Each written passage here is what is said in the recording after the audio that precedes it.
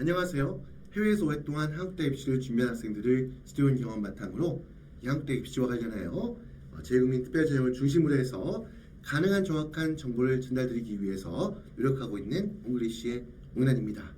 자, 오늘은 조금 민감한 국제학교 내인 성적의 허와 실려가는 제목도 좀 셉니다. 제가 제목 정하면서도 살짝 고민했는데 그래도 꼭 드려야 될 말씀이라고 생각해서 오늘 순서 준비했고요.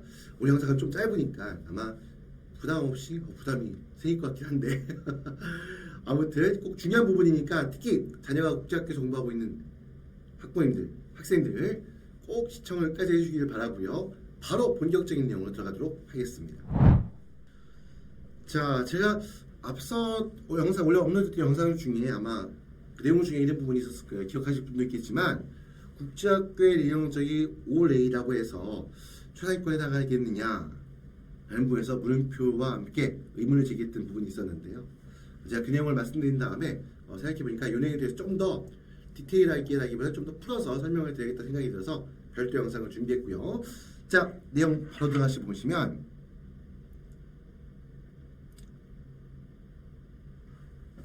자, 보통 국제학교 인원적이 올해이다라고 하면 상당수의 생각보다 많은 수의 학생의 학부모님들이 우리 아이는 나는 무조건 상위권이다라고 확신하는 케이스들이 있어요. 그래서 대입시 지원할 때도 상위권 대학 서류 전형을 위주로 해서 지원합니다. 그러니까 어떻게 보면 정말 심지어 연대 고대 시작해가지고 제일 낮은 대학이 이대 외대 이 정도 선에서 그 대학만을 지원해서 6개를 지원한 경우가 있는데요. 그 결과 어떻게 될까요? 당연히 이거 하나 묻고 지원했던 학생들의 경우에 대부분의 경우에는 대학 입시에 실패하는 그런 경우가 무지 많이 발생합니다.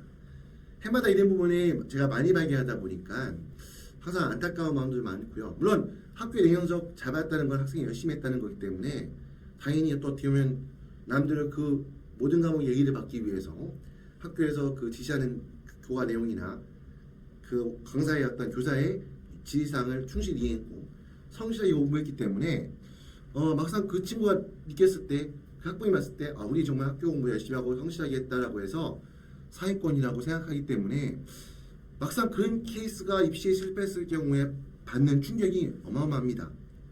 생각 이상으로 큽니다. 그래서 굉장히 안타까운 경우들. 근데 대한민국 입시 모든 나라 입시 마찬가지겠지만 이제 냉정할 수밖에 없고요. 국제학교의 인성적이 갖고 있는 변별력이라는 부분 제가 여러 차례 말씀드렸지만 한계가 있습니다.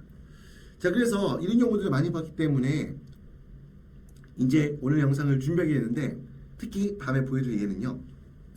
국제학교의 인성적이 5레이가 나왔는데 토플 성적이 80점에서 90점, 그러니까 80점대. SAT를 봤는데 SAT가 1300대 이런 경우에 그럼 아니면 그것도 안 나오는 1400점 이하일 경우에 이 경우 어떻게 봐야 될까요? 사실 토플 성적이 80점대라고 한다 그러면요. 한국에서 어떻게 보냐면 이 친구가 보통 우리 토플 성적 80점 어느 정도 80점, 85점, 90점 어느 정도다 보냐면요. 국내에서 공부한 아이들이 아니면 국내에서 공부한 대학생들이 미국으로 유학 가기 위해서 맞죠? 토플 시험을 보게 되죠. 볼 때 이 친구들은 이 학생들은 국내 학교에서 물론 이제 시험 나중에 유학을 준비하면서 토플 과정에 학원 다니면서 공부했긴 하겠지만 24시간 꼭 아니더라도 학교 생활의 대부분을 영어를 기반으로 공부했던 학생들이 아니죠. 말 그대로 유학을 위해서 별도로 공부한 거예요. 내 학교에서는 대학에서는 주구장창 한국어로 읽고 쓰고 말하고 듣고 다 하고 있지만 유학을 위해서 별도로 영어 과정에 공부를 한 거예요. 그럴 경우에 80점대 중반, 후반이면 충분하다고 보는데 국제학교에서 어떻죠? 일단 기본적으로 국제학교에 3년, 4년 다녔다 그러면 학교에 있는 동안만큼 최소한 모든 교육을 영어로 한 거죠. 읽고 쓰고 듣고 말하기 전부 다 영어로 한 거예요. 영어로 발표하고 영어로 페이퍼 써서 냈을 거예요. 그런데 토플 성적이 80점대라. 그러면 과연 이게 그러면 그런데 그런 학교에서 그렇게 24시간을 대부분의 시간 영어로 교육했으면 해서 심지어 평가가 올해가 나왔는데 토플이 80점대다? 90점대 초반이다? 대해서 어떻게 볼까요? 과연 이 친구가 그렇게 내인 성적이 모든 과목이 전 과목이 올해가 나올 정도의 그렇게 노력을 했는가 학교 공부했는데 근데 그렇게 했는데 토플 성적이 80점대라는 얘기는 어떤 의미를 줄까요? SAT 성적을 왔는데 1200점대다. 근데 내신 성적이 5대2다. 학교에서 대학에서 어떻게 볼까요? 과연 열심히 공부한 친구라고 볼까요? 아니면 그 학교의 성적 체계가 그 학교의 내신 성적을 준 점수가 과연 변별력 있고 공신력 있다고 볼 수 있을까요? 공신력이나 변별력을 담보할 수가 없는 거예요. 대학 입장에서는 이 학교의 내신 성적 엉터리가 되는 거예요. 간단하게 말씀드려가지고. 그렇기 때문에 사실상 지금 보여드린 예가 극단적이지 않습니다. 생각보다 많습니다. 굉장히 많이 발견하면 저는 이 친구가 국제학교에서 내신 성적은 모두 평균 평점 4.0 가깝게 나왔겠죠? 당연히 올해이 뭐 4.0 만점 나오는 아이들도 있겠죠? 올해이지만 토플 성적이 80점대, 90점 초반, SAT 1200점대 나왔나 하잖아요. 제출하면 어떻게 될까요? 이거는 사회권도 아니고요. 최상위권도 아니고 상위권도 아닙니다. 중위권에 해당한다고 봐야 됩니다. 안타깝게 인정하면 어쩔 수 없는 현실입니다. 그리고 사실상 올해가 나왔는데 그 성적이 변별에 갖춰 있을 만큼 정말 열심히 학교의 과정이 굉장히 타이트하고 냉정하게 학교의 교사들이 평가해서 올해의 성적을 받은 학생이라고 한다 그러면 그 친구들이 토플 성적이나 SAT 시험 보잖아요. 조금 준비하면요. 물론 첫 시험은 점수가 안 나올 수도 있지만 왜냐하면 시험에 익숙하지 않기 때문에 안 나올 수도 있지만 조금만 준비하면요. 최소한 토플은 100점 이상, SAT도 하다못해 1400 준한 성적까지 나오게 되어 있습니다. 그게 일반적으로 봤을 때는 상식적인 부분인 거예요. 왜? 그 영어 시험이잖아요. 토플 영어 시험이고 토플 같은 영어의 기본적인 삶을 평가하는 시험이잖아요. 거기서 100점이 안 나온다. 80점대라고 하는데 어떻게 보면 학교에서 봤을 때는 야 근데 올해이다? 야 그럼 학교에 이 친구는 그렇게 열심히 안 한 것 같은데 하루에 3년 동안 국제학교 다니는 동안 3년 동안 국제학교 다니는 동안 그렇게 열심히 안 한 것 같은데 영어 실력이 안 되는 것 같은데 근데 올해이다? 굉장히 어떻게 보면 정말 학생의 대학 입시 결과는 굉장히 어떻게 보면 부정적인 결과가 나올 수밖에 없는 겁니다. 상위권이 아니라 저는 중위권이라 봅니다. 중위권도 학과에 따라서는 만만치 않은 점수가 돼버리는 거예요. 그래서 이 부분 어떻게 보면 쇼킹할 수 있긴 하겠지만 이런 경우는 생각보다 많거든요. 그래서 이 부분 좀 강조해서 말씀을 드리고요. 그럼 왜 국제학교 내신 성적이 변별력이 떨어지느냐? 첫 번째는 대부분 절대평가하기 때문입니다. 그러니까 우리 아침은 제한고학교나 아니면 이제 보통 보면 국내학교 같은 경우에 다 등급을 매기죠. 어떻게 보통 그러니까 비현지가 표기 이상한데 비영과 현지학교 같은 경우는 등수가 표기되는 국가들도 있어요. 인정하게 학생의 성적이 몇 점이면 상위 몇 퍼센트에 해당한다가 이 부분이 성적표상에 나타나는 경우도 있습니다. 근데 국제학교 같은 경우 일반적으로 절대평가예요. 그러다 보니까 이게 어떻게 보면 대학 입장에서 봤을 때 차별성을 두기가 애매한 거예요.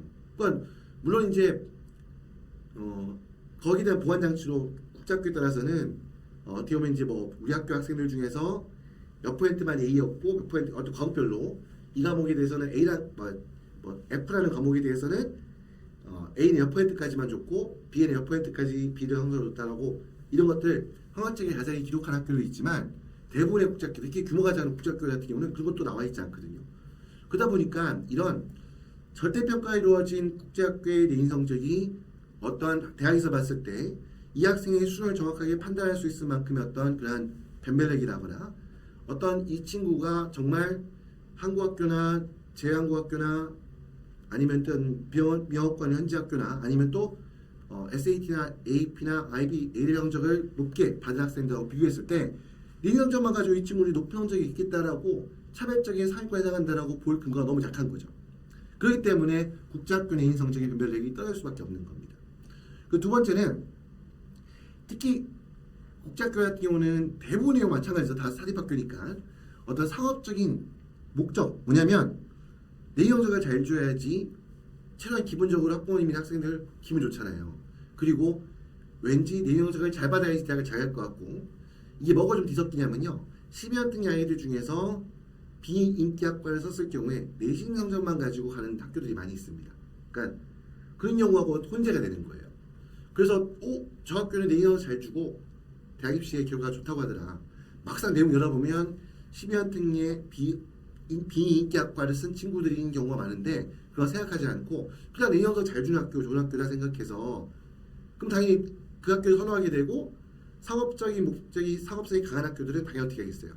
더 많은 학생들을 유치하기 위해서 더 많은 그래서 등록금 수입을 올리기 위해서 내신 성적 잘 주겠죠. 그래서 내신 성적이 인플레가 되는 그런 성적 왜곡 현상이 발생하고 대학들이 그걸 모를까요? 다 압니다. 해외에 있는 학교들, 국제학교들의 기본적인 상황에 대해서는 대학도 파악하고 있기 때문에 이런 부분이 어떻게 보면 국제학교들이 어떻게 보면 좀 억울할 수도 있죠. 그렇지 않은 학교들도 많은데, 근데 이런 학교들이 워낙 많다 보니까 이런 국제학교 내신 성적에 대한 공신력이 상당히 낮다는 거예요. 그리고 세 번째는 당연한 심리인데, 아무래도 이제 어떻게 보면 단순히 어떻게 보면 점수만 올린다. 그러니까 어떻게 보면 좀 평균 평점 떠나서 과목별 어떤 그 뭐랄까 점수의 어떤 뭐 A 과목 개수를 늘리기 위해서 좀 어려운 과목 피하고 학생들이 자연스럽게 그냥 좀 쉬운, 한마디로 A 받기 쉬운, 점수 따기 쉬운, 그다음 좀 노력을 덜해도 오래 만들 수 있는 그걸 기준으로 해가지고 과목을 구성하는 경우도 많거든요. 말씀드린 단순히 그냥 내신 성적이 좋으면 다 오래이고 GPA 높으면 무조건 좋은 결과 나올 것이라는 잘못된 판단 때문에 그러다 보니까 쉬운 과목만 위주로 구성해가지고 점수를 외출한 경우도 많아요. 그러면 이미 절대평가 때문에 그런 특성 때문에 어떻게 보면 차별성을 주기도 애매하고, 또 어떻게 보면 규모가 되게 작은 학교는 특히 차별성을 주기가 더 어렵죠. 근데 거기다 어떻게 보면 학생들을 더욱더 많이 모으기 위해서 그냥 뭐 A를 남발하고, 또 그에 편승해서 학생 또한 내가 좀 점수를 좋게, 한마디로 그냥 단순히 A 개수를 늘린다는 데 거기에 포인트를 둬가지고 정작 중요한 과목들, 이 과에 지원하기 위해서는 반드시 공부해야 될 과목들 어려우니까 빼고 쉬운 것만 구성했을 경우, 당연히 그런 케이스의 내신 성적 변별을 가질 수 있을까요? 절대 가지지 못합니다. 특히 상위권 대학, 특히 인기학과를 주하는 경우에 있어서는 여기 절대 변별을 가지지 못합니다. 그렇기 때문에 다른 성적이 필요한 거예요. 그러면 어떻게 해야 되느냐?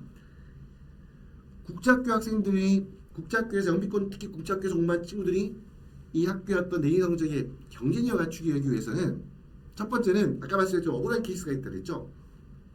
분명히 우리 학교는 굉장히 타이트하게 구성돼서 정말 열심히 공부해야지 점수가 오래가 나올 수가 있고 GPA 올릴 수 있는데, 똑같이 평가받을 수 없잖아요. 억울하잖아요.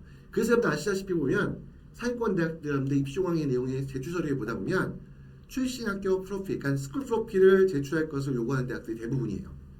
그래서 어떤 대학들은 아예 입시 조항 내용 세부 내용이 적어놨어요. 출신 학교 프로필을 잘 제출하면 입시의 평가에 반영될 수 있다까지도 설명해 넣은 경우도 있어요. 한마디로 냈으면 한다, 내기를 대학에서는 왜 그렇게 하느냐? 출신 학교 프로필을 보면 알거든요. 규모가 큰 학교다.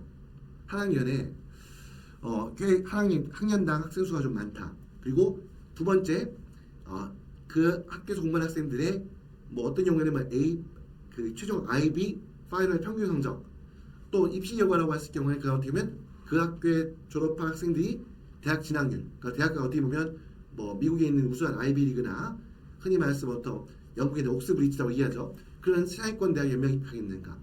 아니면 한국 대학 한국인이 만약 공부하는 학생이 학교라고 한다면 뭐 스카이 얼마큼 많이 입학했는가? 이런 부분들이 이제 나와 있는, 요런 이제 보통 출신 학교 프로필을 바탕으로 해서, 그러면 이 친구가 공부한 학교가 굉장히 우수한 학생들이 많이 모여 있는 경쟁이 치열한 학교에서 공부해서 이 내신 성적을 받았구나. 그런다고 한다 그러면 앞에 드렸던 말씀 다 까먹고 다 잊어버려도 됩니다. 그럼 내신 성적 심지어 그럴 경우는 올해가 아니어도 좋은 평가 받습니다. 비가 몇 개씩 껴있어도 좋은 평가 받습니다.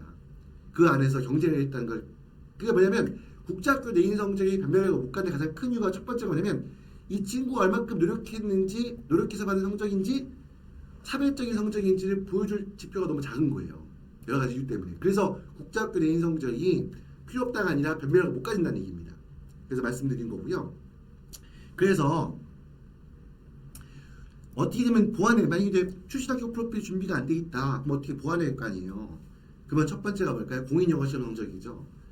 아까 말씀드린 것처럼 만약에 토플 성적이 80점대다 그러면 이거는 영미권 국제학교에서 4년 동안 공부한 학생의 성적이 아니에요.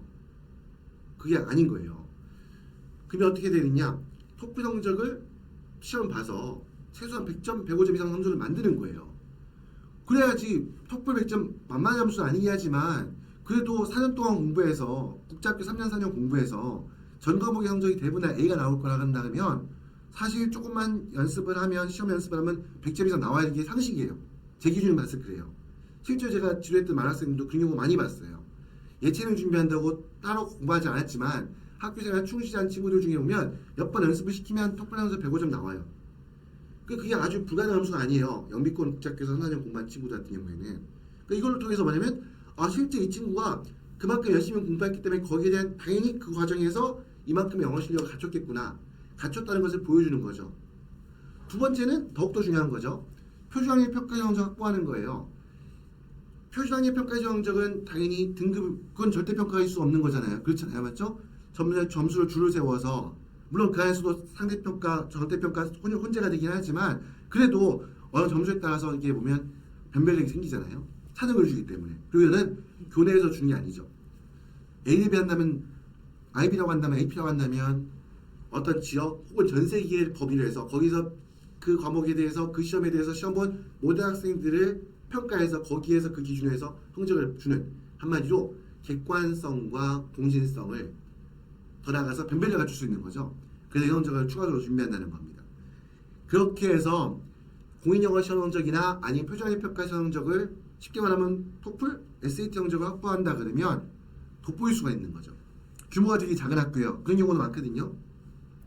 어떤 학교에 따라서는 굉장히 전통이 있고 학교의 어떤 교육관에 따라 가지고 학생들이 입학하고 싶은 학생들이 많은데도 불구하고 한연대 학생 수가 되게 적은 학교들이 있어요. 출신학교 프로필 학생 수 몇 명 안 되는 거예요. 근데 내신 성적이 또 올해도 아니에요. 그냥 A과 B 몇 개 껴 있어요.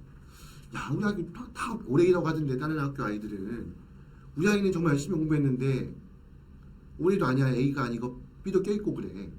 어떻게 할까? 내신 성적이 안 나왔으니까 사회권 대학 포기하는 게 아닙니다. 그 친구들 중에 보면요, 토플 성적이 110, SAT 1000개 넘는 친구들이 나와요. 그럼 이게 뭐냐? 딱 그걸 보자마자 평가를 봤을 때 이게 지표예요, 지표. 야, 이 친구가 이 정도 열심히 공부한 친구구나. 그러면 이 친구가 받은 내신 성적 허투루 받은 게 아니겠구나. 기본적 영어 사용 능력이 되어 있는 친구구나. 충분히 학습에 대한 노력을 많이 했고 글을 읽고 고민하고 논리적, 추리적 사고 능력을 끌어올렸기 때문에 그 SAT를 보여준 거죠. 그러면 이 친구가 받은 내신 성적, 충분히 이 친구가 이것도 노력해서 받은 성적이구나라는 그러한 근거로 사용될 수 있다는 거죠. 그리고 문이과 관계없이 아까 말씀한 것처럼 쉬운 과목만 선택하면 안 됩니다. 특히 수학. 야, 우리 아이는 문과인데 과학 필요 없어, 수학 필요 없어. 절대 그렇지 않습니다. 흔히 이제 우리가 스템이라고 해서 기본적으로 학습해야 될 과목들이 영어, 수학. 영어 이제 그 외국 국제학교 입장에서는 국어인 거죠. 그다음 뭐 우리 과학, 최근에 많이 중요시되고 있는 그런 과목들, 필수 과목들은 이걸 편식하거나 하지 않고 기본적으로 해야 될 과목들은 전부 다 공부해야 됩니다.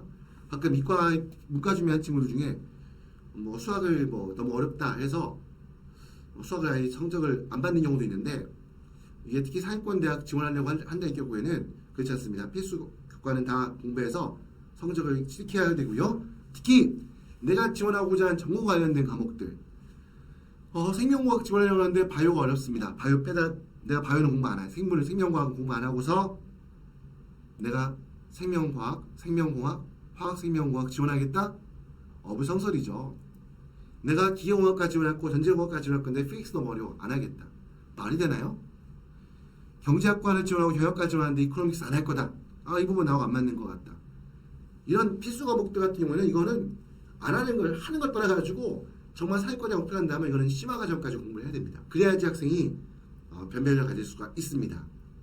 그래서 뭐 국제학교 성적에서 이 자체가 어떻게 보면 국제학교 내신 성적만 가지고 모든 것을 평가하는, 특히 무엇보다도 학생이나 학부모님께서 학생의 수준을 평가하는 거기에 따른 어떤 입시에는 실패한 사례가 많았기 때문에 이런 설명을 드린 거고요.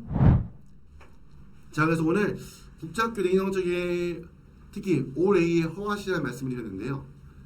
초반에 말씀드렸던 것처럼 실제 올 A 성적을 받고도 상위권 대학에 모두 다 탈락해서 재수할 수밖에 없는 그 케이스 해마다 꼭 봤습니다. 예외 없이 해마다 봤던 부분 때문에 문제제기 출발했고요. 그렇다고 국제학교의 올 A 내신 성적 필요가 없다는 게 아닙니다. 왜 국제학교에서의 내신 성적 올 A가 무조건 상위권을 인정받을 수 없느냐에 대한 설명을 드린 거고요. 중요한 거는 변별력, 특히 대학에서 그거를 이 근거로 해서 전 세계 국제학교 숫자가 얼마나 많을까요? 한국 학생들이 최소 한 명이라도 다니는 학교 숫자가 얼마큼 많을까요? 물론 수백 개에서 수천 개 달할 겁니다. 상위권 대학들, 문과를 한다면 문과에서 상위권, 최상위권 대학들 선발 학생 수 많아봐야 200명입니다.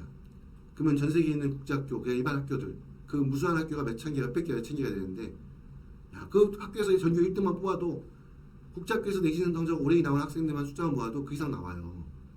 올해이기 때문에 4.0 만점이었기 때문에 얘를 열심히 했으니까 뽑아야 된다. 그럼 정원을 넘어서는 거잖아요. 그렇기 때문에 그런 걸 냉정하게 인식하셔가지고요. 단순히 내가 우리 아이가 국제학교에서 공부하는 우리 아이가 내용적인 전과목 오래 이었다. 야, 그래서 상위권이다. 절대 한정지을 수 없다는 겁니다.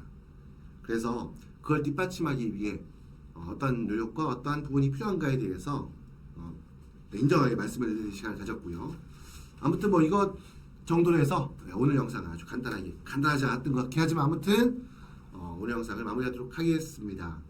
자, 지금까지 시청하신 영상 내용 해외에서 공부하면서 한국대 입시 준비하는 데 있어가지고 조금이나마 도움이 되셨기를 바라고요. 자, 조금이나마 도움이 되셨다면 구독과 좋아요 함께 부탁드리면서 오늘 영상 마무리하도록 하겠습니다. 자, 지금까지 옹글리시의 옹이란이었습니다. 감사합니다.